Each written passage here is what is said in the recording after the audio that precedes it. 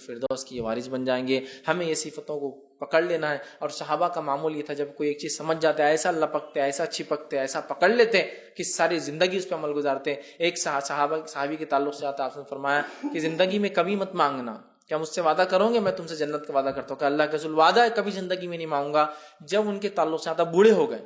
बूढ़े मांगने से मुराद यहाँ क्या था मालूम आपको? हदीस में अल्फाज, वो कोई चीज़ मांगना मत ज़रूरत नहीं है तो ये माना था, लेकिन वो सहाबी ने ऐसा पकड़ा उस बात को कि जब बूढ़े हुए तो रिवायत में आता है छड़ी हाथ से गिर जाती थी, लेकिन कोई उठा के दे पसंद नहीं करते थे और मांगते नहीं थे, खुद झुक कर लेते थे। क्यों? तो मैं अल्लाह के रसूल को वादा कर चुका हूं, मांगूंगा नहीं कोई चीज किसी से।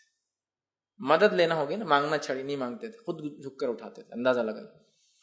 तो ये सिफतें थी, इनमें जब सुन लेते तो पक्का अमल करते। तो वैसे ही हमने जब समझा, कोशिश करे कि सिफतें, नमाजों को खुशू से अदा करे, ज़कात अदा करे, फालतू बातों से इज्तनाब करे, शर्मगाह की हिफाजत करे, वादों को पूरा करे और वादा खिलाफी ना करे, अमानत में खयानत ना करे। बस इतने साथ भी सिफतें हो तो ये उसका नतीजा है, ये नतीजा है। और बाकी बुराइयां होंगी तो नमाज निकाल देंगी बाकी बुराइयों को।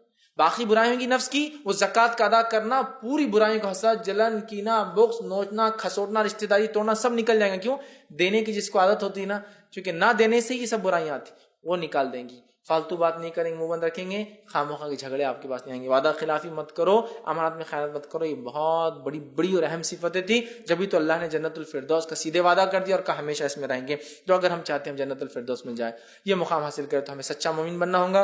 और इन सिफतों को और भी सिफतें जो ईमान वालों के अल्लाह ने कुरान में मुख्तलिफ मुकामात पर और हदीस में बयान की लाना होगा, ताकि उन सिफतों का इख्तियार करने से वो चीज़ें हमें मिले जो वादा है। इन सिफतों की वजह से जन्नतुल फिरदौस यहाँ है कि जन्नतुल जो है मकाम है, जो है जन्नतुल फिरदौस का तस्करा, जन्नतुल नईम का तस्करा, मुख्तलिफ जन्नतों का तस्करा मुख्तलिफ अमाल पे आता है। यहाँ जन्नतुल फिरदौस का तस्करा 7 अमाल के करने पर आया है। इन अमाल को हम अपना मामूल बना लें, कोशिश करें इनको करें, तो इंशाअल्लाह अज़ीज़ रब ने जो वादा किया है उसका वादा अपनी जगह सच्चा है। बस हमें वो काम करके जाना है जो हमसे एक्सपेक्ट करता है, उम्मीद करता है। इससे रब को कोई फ़ायदा नहीं, सिर्फ हमारा अपना फ़ायदा कर रहे हैं हम ये अमाल करके। अल्लाह को कोई फ़ायदा नहीं होता हमारी नेकी करने से। ये हमारे लिए अल्लाह ने उसूल कर क्या हो तो ये चीज़ें दूंगा।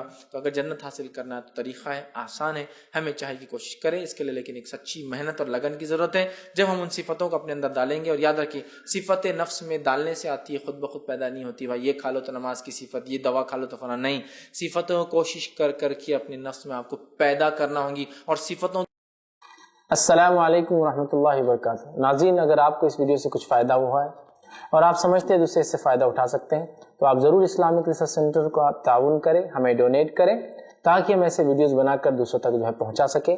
आप अपनी रकम हमें बैंक के थ्रू या वेस्टर्न यूनियन के थ्रू भेज सकते हैं। और हाँ, कोई रकम छोटी नहीं होती।